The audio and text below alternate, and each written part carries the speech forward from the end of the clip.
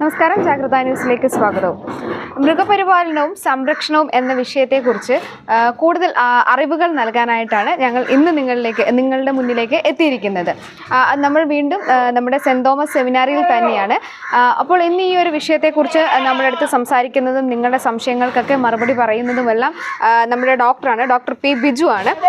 അപ്പോൾ ഇന്ന് നമ്മൾ എത്തിയിരിക്കുന്നത് ആടിൻ്റെ ഫാമിലേക്കാണ്. അപ്പോൾ ഏറ്റവും ലാഭകരമായ ഒരു ബിസിനസ് ഇല്ലെങ്കിൽ ഒരു ബിസിനസ് എന്ന നിലയിൽ കൊണ്ടുവരുന്നതാണ്, വളർത്തുന്നതും സംരക്ഷിക്കുന്നതുമാണ് ഈ ആടുകളെ.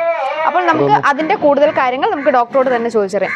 ഡോക്ടറെ, പലരും ഈ ഇപ്പം ആട് വളർത്തൽ ഒരു ബിസിനസ് ആയിട്ട് തന്നെ കൊണ്ട് നടക്കുന്നവരാണ്. അപ്പോൾ അതിൻ്റെ കാര്യങ്ങൾ എന്തൊക്കെയാണ് ശ്രദ്ധിക്കേണ്ടത്?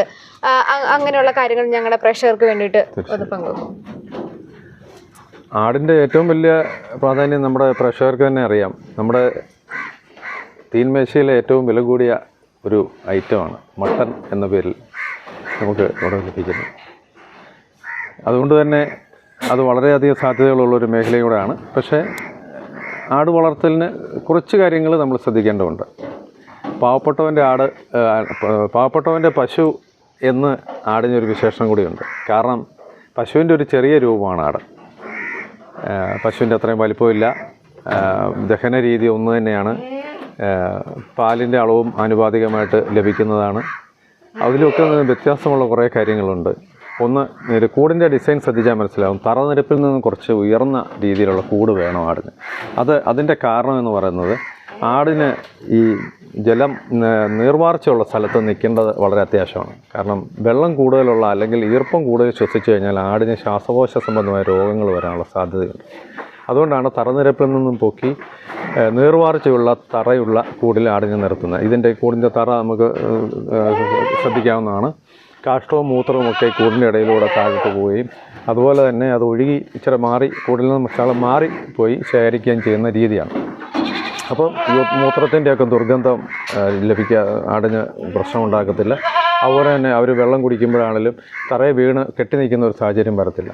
അപ്പോൾ അതൊക്കെ ആടിൻ്റെ ആരോഗ്യപരമായ അടിസ്ഥാന കാര്യങ്ങളാണ്.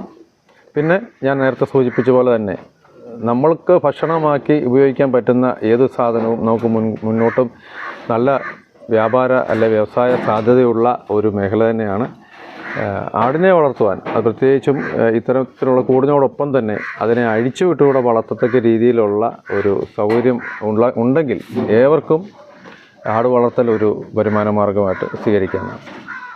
അപ്പം ഈ ആടുകളെ സംരക്ഷിക്കുമ്പോൾ എന്തൊക്കെ കാര്യങ്ങളാണ് നോക്കുന്നത്? ഇതിൻ്റെ ഭക്ഷണ രീതിയിലൊക്കെ എന്തൊക്കെ കാര്യങ്ങളാണ് ശ്രദ്ധിക്കേണ്ടത്? നമ്മൾ പശുക്കളെ അപേക്ഷിച്ച് ഞാൻ ആദ്യം സൂചിപ്പിച്ച പോലെ ആനുപാതികമായി വളരെ കുറഞ്ഞ അളവിൽ മാത്രം തീറ്റ മതി. അതിൽ തന്നെ പുൽവർഗ്ഗം ആണ് അവർക്ക് കൂടുതലായിട്ട് വേണ്ടത്. പിന്നെ അവരുടെ ഭക്ഷണ രീതിയിൽ ചെറിയ വ്യത്യാസമുള്ളത് പ്ലാവില പോലുള്ള ഭക്ഷ്യവസ്തുക്കൾ അവർക്ക് കൂടുതൽ ഇഷ്ടമാണ്. വെള്ളം അധികം വേണ്ട. അതാണ് എടുത്തു പറയത്തക്ക മറ്റൊരു വലിയ പ്രധാനപ്പെട്ട ഒരു കാര്യം. കാരണം നമുക്ക് ജലദൗർലഭ്യമുള്ള പ്രദേശങ്ങളിൽ പോലും ഒരു കൂടുണ്ടാക്കി അഴിച്ചുവിടാൻ സൗകര്യമുണ്ടെങ്കിൽ ആടിനെ വളർത്താൻ സാധിക്കും. അതൊക്കെ കാണിക്കുന്നത് ആടിൻ്റെ രോഗപ്രതിരോധ ശക്തിയാണ്. ആടിന് അല്ലെങ്കിൽ ഏതെങ്കിലും ഒരു കാലാവസ്ഥയ്ക്ക് യോജിച്ച ആടിനം എന്ന് പറയാനില്ല. ആടിൻ്റെ പ്രത്യേകത ഏത് കാലാവസ്ഥയുമായിട്ടും ആട് പൊരുത്തപ്പെടും എന്നുള്ളതാണ്. അതും നമുക്ക് രോഗങ്ങൾ ഉണ്ടാകാനുള്ള സാധ്യത കുറയും. ഒപ്പം രോഗം മൂലമുള്ള നമ്മുടെ ബുദ്ധിമുട്ടുകളും സാമ്പത്തിക നഷ്ടമൊക്കെ കുറയ്ക്കുന്നതിന് സാധിക്കും. ഈ ആടിൻ്റെ ബ്രീഡിംഗ് രീതികളൊക്കെ എങ്ങനെയാണ്? ബ്രീഡിങ്ങിന് നമ്മൾ പ്രജനനം എന്നാണ് മലയാളത്തിൽ പറയുന്നത്. അതായത് അതിൻ്റെ ഗർഭകാലവും അല്ലെങ്കിൽ ഗർഭം ധരിക്കുവാൻ വേണ്ട കാര്യങ്ങളുമൊക്കെയാണ്. ഏതാണ്ട് ഒരു 11 മാസം ആകുമ്പോൾ തന്നെ നമ്മുടെ സങ്കരവർഗ്ഗം ആടുകൾ പ്രായപൂർത്തിയാകും. അതിനുശേഷം അവയിണ ചേർക്കാവുന്നതാണ്. 5 മാസമാണ് അത് ഓർത്തിരിക്കാൻ എളുപ്പം. 5 മാസവും 5 ദിവസവും, അതായത് 154 ദിവസമാണ് ശരാശരി ആടിന് ഗർഭകാലം.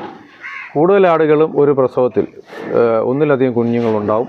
പ്രത്യേകിച്ചും നമ്മുടെ ഇന്നിപ്പോൾ ഈ ഫാമിൽ നിൽക്കുന്ന ആടുകൾ സങ്കരവർഗ്ഗമാണ്. ഇതിൽ തന്നെ നമ്മുടെ കേരളത്തിൻ്റെ തനതായ ഒരു നാടൻ ആടിനമാണ് മലബാറി ആടിൻ്റെ ഏറ്റവും വലിയ പ്രത്യേകത എന്ന് പറയുന്നത് ഒരു പ്രസവത്തിൽ ഒന്നിലധികം കുഞ്ഞുങ്ങൾ ഉണ്ടാകുമെന്നുള്ളതാണ്. അങ്ങനെ 11 മാസത്തിൽ ഗർഭം ധരിക്കുകയും ഏതാണ്ട് ഒരു 5 മാസം കഴിയുമ്പോൾ പ്രസവിക്കുകയും ചെയ്യുമ്പോൾ ഒരു 16 മാസം അല്ലെങ്കിൽ 1.5 വയസ്സിനുള്ളിൽ തന്നെ അവർ പ്രസവിക്കുമ്പോൾ നമുക്ക് അവരിൽ നിന്നുള്ള കുട്ടികളെ ലഭിക്കുന്നതോടൊപ്പം തന്നെ ചെറിയ അളവിൽ പാലും നമ്മുടെ ആവശ്യത്തിനായിട്ട് ലഭിക്കുന്നതായിരിക്കും. ഒരു ആടിൽ നിന്നും എത്ര ലിറ്റർ പാല് ലഭിക്കും, അങ്ങനെയുള്ള കാര്യങ്ങളൊക്കെ ഒന്ന് പറഞ്ഞത്. പശുവിനെ പോലെ ശരിക്കും ആടിൻ്റെ പാലിൻ്റെ അളവിൽ അങ്ങനെ നമുക്കൊരു ഇത് പറയാൻ സാധിക്കില്ല.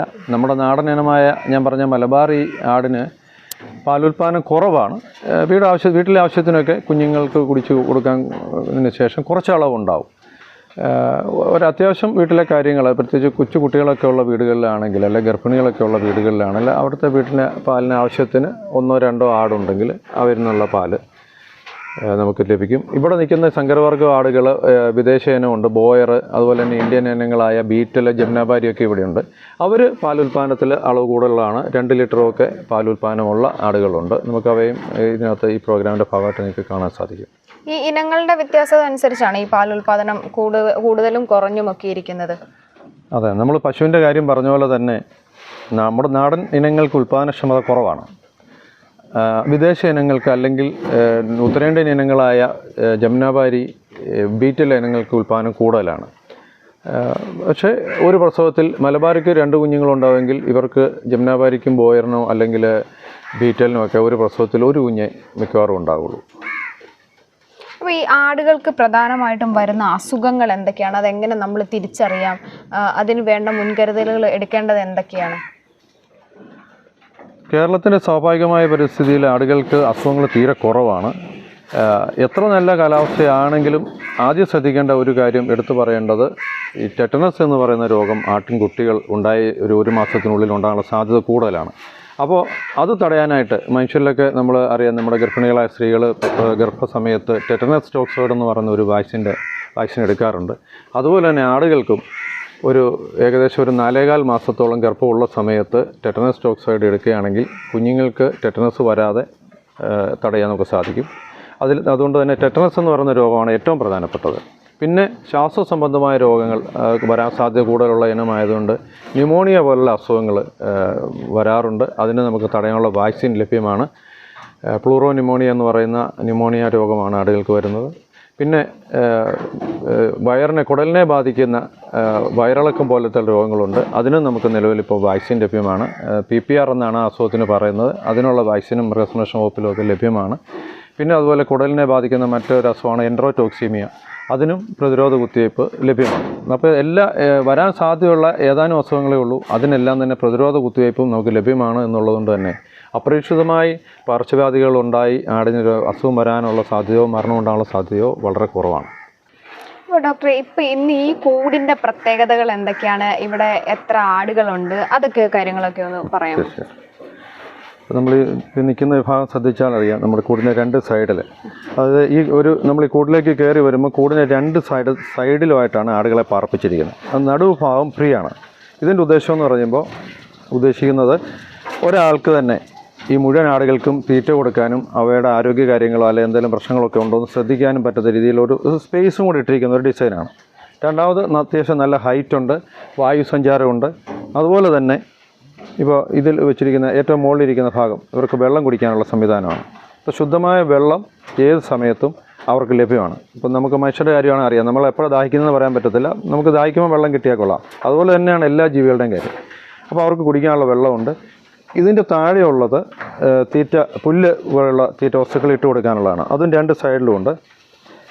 പുല്ലിൻ്റെ കാര്യം പറയുകയാണെങ്കിൽ ആടും പശുവൊക്കെ ഉൾപ്പെടെയുള്ള ജീവികൾ ഇട്ട് കൊടുക്കുന്ന പുല്ല് പെട്ടെന്ന് തന്നെ അകത്താക്കിയതിന് ശേഷം വിശ്രമ സമയത്ത് അതിനെ അയവിട്ടുകയാണ് ചെയ്യുന്നത്. അപ്പോൾ അതുകൊണ്ട് പുല്ല് എപ്പോഴും അവരുടെ ഫ്രണ്ടിൽ കാണണമെന്നില്ല. ഇട്ട് കൊടുക്കുമ്പോൾ അത് മുഴുവൻ തിന്ന് അത് വീണ്ടും അവരത് അയവിറക്കിയതിന് ശേഷമേ വീണ്ടും ഇട്ട് കഴിഞ്ഞാൽ കഴിക്കുകയുള്ളൂ. അതുകൊണ്ട് ഇനിയിപ്പോൾ കുറച്ച് കഴിഞ്ഞിട്ട് അവർക്ക് പുല്ല് ഇട്ട് കൊടുക്കുകയുള്ളൂ. അതുപോലെ തന്നെ കൂടിൻ്റെ തറ, ഇത് നമുക്ക് നമ്മുടെ നാട്ടിൽ വളരെ ചുരുക്കമായിട്ട് കാണാൻ സാധിക്കുന്ന ഒരു തരം തറയാണ് ഇത്തരത്തിലുള്ള സെലക്റ്റഡ് ഫ്ലോർ എന്നാണ് പറയുന്നത്. ഇത് വിദേശ രാജ്യങ്ങളിലൊക്കെ ഉപയോഗിക്കുന്ന ഒരു തരം മെറ്റീരിയലാണ്. ഈ തറയുടെ പ്രത്യേകത എന്ന് പറയുന്നത് ഈ സ്പേസിൽ കൂടെ മൂത്രവും കാഷ്ടവും പോവും. അതുപോലെ തന്നെ ആട് നടക്കുമ്പോൾ യാതൊരു കാരണവശാലും ആടിൻ്റെയോ കുഞ്ഞുങ്ങളുടെയോ കുളമ്പൊന്നും ഇതിൻ്റെ ഇടയിൽ കൂടെ പോയി അവർക്കൊരു പരിക്ക് പറ്റാനുള്ള സാധ്യതയൊന്നുമില്ല. അതുപോലെ തന്നെ ഇതിൻ്റെ തറനിരപ്പിൽ നിന്ന് ഏകദേശം 4 അടി പൊക്കത്തിലാണ് നമ്മളിപ്പോൾ നിൽക്കുന്ന ഭാഗം സജ്ജീകരിച്ചിരിക്കുന്നത്. പിന്നീട് മൂത്രവും കാഷ്ടവും പുറത്തേക്ക് വീണ് കഴിഞ്ഞാൽ വീണ്ടും അവ ശേഖരിക്കാനുള്ള സൗകര്യത്തിന് വേണ്ടിയിട്ട് ചെരിഞ്ഞ രീതിയിലുള്ള ടിൻ ഷീറ്റുകളും 2 സൈഡിലും വെച്ചിട്ടുണ്ട്. ഇനി ഈ ഫാമിൽ ഏതൊക്കെ ഇനത്തിൽപ്പെട്ട ആടുകളാണുള്ളത്? നമുക്ക് ഒന്ന് മലബാറി ഇനം, നമ്മുടെ നാടൻ ഇനമുണ്ട്. അതുപോലെ തന്നെ ബോയർ എന്ന് പറയുന്ന ഒരു വിദേശ ഇനമാണ്. ബോയർ എന്ന് പറയുന്ന വിദേശ ഇനം ബ്രോയിലർ ആടാണ്. എന്നിപ്പോൾ അപ്പോൾ വലത്ത് സൈഡിൽ നിൽക്കുന്ന ബോയർ ആടാണ്.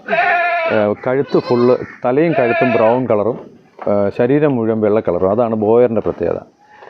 മലബാറിക്ക് അങ്ങനെ പ്രത്യേകിച്ച് കളറൊന്നുമില്ല. ഇപ്പോൾ ഈ നിൽക്കുന്നതൊക്കെ മലബാറി ക്രോസുകളാണ് ഇവരെല്ലാം. മലബാറിക്ക് ഒറ്റ കളറുമുണ്ട്, പുള്ളികളായിട്ടും പാച്ചുകളായിട്ടും ഒക്കെ ഉള്ളതുണ്ട്. മലബാറിയുണ്ട്. പിന്നെ 2-3 ഇനം നമ്മുടെ ഇന്ത്യൻ ഇനം തന്നെയുണ്ട്. ഒന്ന് ജംനാബാരി എന്ന് പറയും, ഉത്തർപ്രദേശിൻ്റെ ഇനമാണ്. അതുപോലെ തന്നെ ബീറ്റൽ എന്ന് പറയുന്ന മറ്റൊരു പഞ്ചാബി ഇനമുണ്ട്. അതുപോലെ ബീഹാറിൻ്റെ ഒരു ഇനമാണ് സിരോഹി എന്ന് പറയുന്ന ഒരു ഇനം. അത് ബ്രൗണിൽ ഇളം തവിട്ടിൽ കടും തവിട്ട് പുള്ളികളുള്ള ഒരു ഇനമാണ്. അതിൻ്റെ ക്രോസാണ് നമുക്ക് നിൽക്കുന്നത്. സിരോഹി എന്നാണ് പറയുന്നത്. അത് ഇവരെയൊക്കെക്കാട്ടിൽ പൊക്കമുള്ള ഒരു ഇനമാണ്. കാലുകൾക്ക് നീളമുള്ള ഒരു ഇനമാണ് സിരോഹി. അങ്ങനെ 4 ഇനം ആടിൻ്റെ സങ്കരമാണ് നമുക്ക് ഈ ഫാമിലുള്ളത്. ഇതിപ്പോൾ ഒരു മലബാറിയുടെ സങ്കരമാണ്. പക്ഷേ മലബാറി സങ്കരം എന്ന് ഞാൻ പറയാൻ കാര്യം നീളമുള്ള ചെവിയാണ്. സാധാരണ മലബാറിക്ക് ഇതിൻ്റെ പകുതി നീളമുള്ളൂ.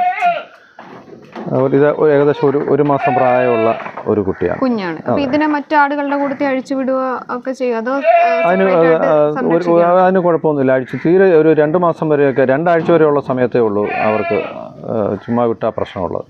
1 മാസമൊക്കെ ആയിക്കഴിഞ്ഞാൽ അവരോട് നടക്കാനും ഒക്കെ ഉള്ള കഴിവാകുന്നതുകൊണ്ട് പ്രശ്നമില്ല.